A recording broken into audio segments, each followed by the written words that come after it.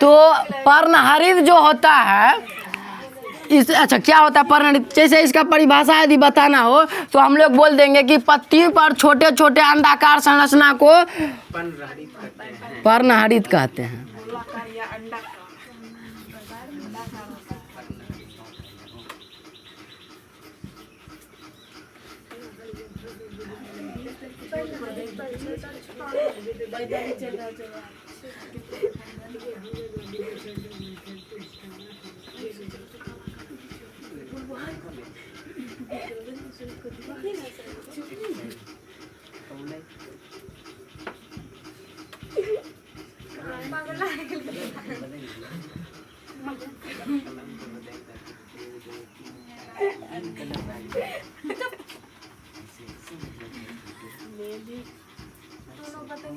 अच्छा ये पूछता भी है कभी कभी पर्णहरित किसे कहते हैं, तो ध्यान रखिएगा कि पत्ती पर छोटे छोटे अंडाकार संरचना को पर्णहरित या क्लोरोफिल कहते हैं। दोनों एक ही बात हुआ, पर्णहरित बोलो या क्लोरोफिल बोलो।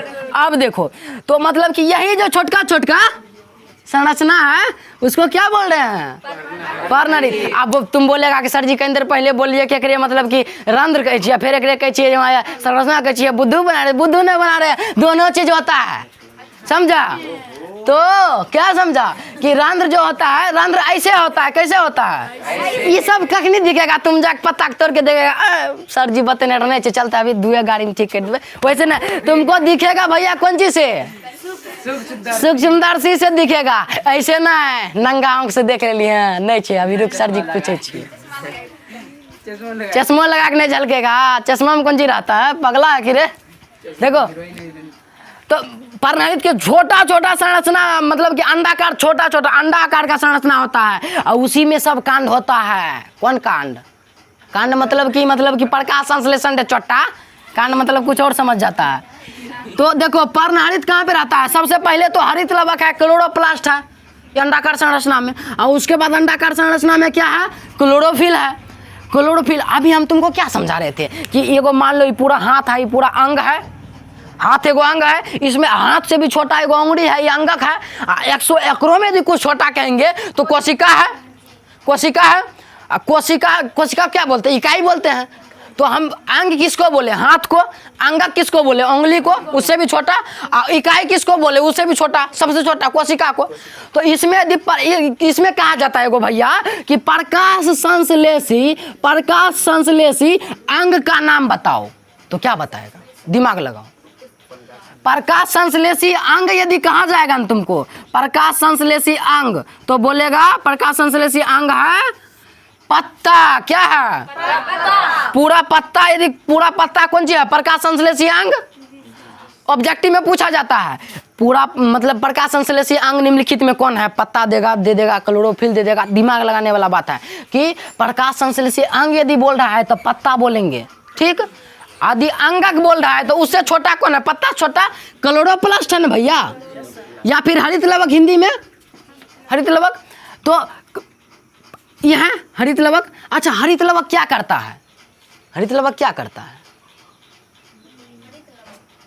हरित लवक है मतलब कि पेड़ पौधा को हरा रखने का काम करता है। हरित लवक में भी होता है क्लोरोप्लास्ट, एक्चुअल में पेड़ पौधा को हरा रखने का काम करता है क्लोरोफिल। यदि पूछा जाएगा पेड़ पौधा का रंग हरा क्यों होता है, क्लोरोफिल के कारण। पत्ता का रंग हरा क्यों होता है, पूछा जाता है, पूछा गया एक बार कि पेड़ पौधा का रंग हरा क्यों होता है, क्लोरोफिल के कारण। ऑब्जेक्टिव में तुमसे पूछा जाएगा, समझा। तो इसके अंदर रहता है क्लोरोप्लास्ट के अंदर क्लोरोफिल रहता है। दोनों एक बात नहीं है। कुछ बच्चा को लगता है कि क्लोरोप्लास्ट और क्लोरोफिल दोनों एक, बिल्कुल गलत बात है, दोनों अलग अलग बात है। क्लोरोप्लास्ट हो गया सबसे बाहर और उसके अंदर क्लोरोफिल। क्लोरोफिल इकाई है, क्या है, इकाई। किसका इकाई, प्रकाश संश्लेषी इकाई। और प्रकाश संश्लेषी अंगक है क्लोरोप्लास्ट, अंगक है क्लोरोप्लास्ट। और प्रकाश संश्लेषी अंग है पत्ता। अब देखो यहाँ से पूरा खत्म हो गया, प्रकाश संश्लेषण खत्म है। यहीं पे जो समझना था समझो कि प्रकाश संश्लेषण होता है पत्ता में, यहीं पे सब चीज चल जाएगा। कौन चीज सब जाएगा। अच्छा एक और बात याद रखेगा कि आवश्यक कच्ची सामग्री, चलो ये अंग है यहाँ पे लिख देते हैं,